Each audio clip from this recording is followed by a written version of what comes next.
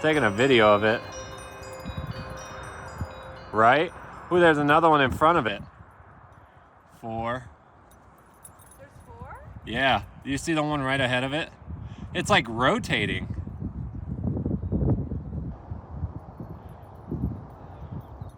Isn't that neat? Come over here, abduct me. I volunteer. In this video, what you see, I couldn't actually see as it was happening. All I saw was the light in the center of the frame that I was tracking, and I couldn't really see any of the other lights in the picture. The camera is much more sensitive to light than the human eye. I think the ISO setting that I had on that camera was at 6400, which was the maximum you could go to. It pops in a frame and stops, and then starts moving downward.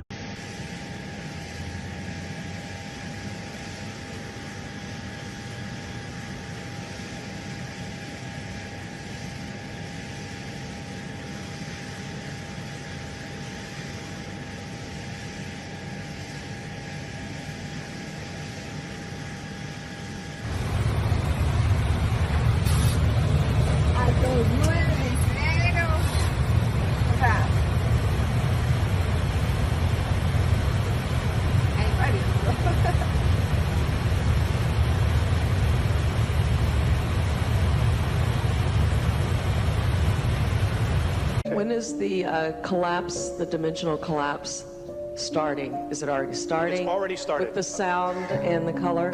Okay. It's already started. Thank you for leading me here. What you're going to start hearing about in the very near future are something called rods. And they will be something that will be videotaped. And what you will see are large streaks just shooting through the air that are etheric, but are being able to be captured on tape. And what you're seeing is literally fourth and fifth dimensional craft moving through space, not having the slightest clue that they're flying right through us. Okay? And that's because you're beginning to see the implosion. Yes, you will see more ghosts, more apparitions, because those that are stuck between third and fourth density will start being more and more visible as our frequency starts to raise and rise. A lot of them, unless they are healed, and I do not know how to do that, how to set them free from their self-imposed prisons, will be exiting, transitioning. Angels, folks, be very careful about somebody who tells you they're an angel. For example, I've asked about the archangels, and the Andromedan perspective of that is that the archangel Michael was literally a fleet of craft that were called Michael. That was the name of the fleet, and they used to patrol the northern hemisphere of the planet when Orion was here in full force. Gabriel was the name of another fleet of craft, and so on and so forth. It has been changed and created into something that will save you and rescue you, when in fact, that was not the original intent at all. Okay? I will share this with you.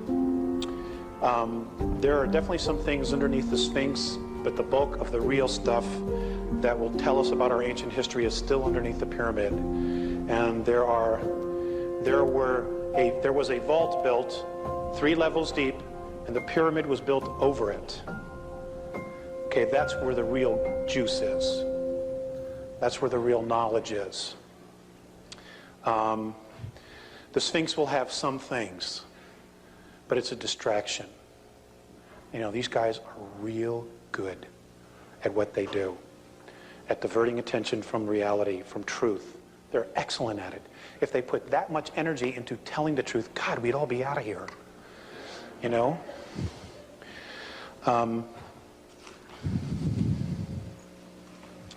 Okay, hold on one sec.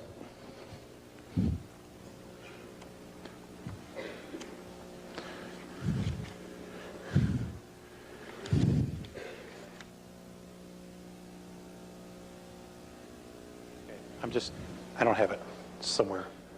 Okay, things that are going to happen in the next 10 years. Number one, we're going to truly find out who we are genetically. Information will be coming from all corners of the earth from contactees. There will be more and more contacts, and they will tell us about the 22 different races and more of our history. There will also be massive earth changes. They will start with a magnetic pole shift, which could happen anytime between now and the year 2001. Things have been sped up. We're already starting to see the magnetic poles shift as we see birds migrate in the wrong direction at the wrong times of year. The birds move along the Earth's magnetic grid lines. And I wanted to share something with you. I'm very fascinated with the Native Americans. And I love to collect feathers when I find them on my journeys and my vision quests. And I was given this on 3/19 of 94, and I just want to share this with you. It's primarily about the Native Americans and the original intent behind them wearing the feather. In the ancient way, your native red American races understood the nature of the birds. The birds are very sensitive to magnetic fields and microwave energy, as you call it. They will migrate along the Earth energy grids, and their wings, which are made up primarily of feathers, were to be watched as they were very sensitive. To watch and follow the birds is to know which way the Earth's magnetic flows are moving. They would also, the Native American races, camp off these magnetic flows because the radiation would become harmful in time. The feathers are very sensitive to energy fields and magnetic fields. They are, in fact, an antenna. The feather would attract telepathic communication with all the tribe. As the chief would think or quietly discuss plans, the rest of the tribe would, in the ancient days, receive the message with few or no words. So the question I want to ask you is, where do you see us now in that evolutionary development? Let me draw what is called a bell curve, which looks somehow like this. It's being used in describing random events. The bulk of the population today is this intelligent, more or less intelligent biped, all right? And with a vertical spine, and who pushes the buttons on TV and drives a car, etc., etc. Now, there is some backthrow. That is, there are some people here in this area, very few people who are still gorilla-like. That is, they are hairy. They beat their chest when they see their neighbors and a few other things.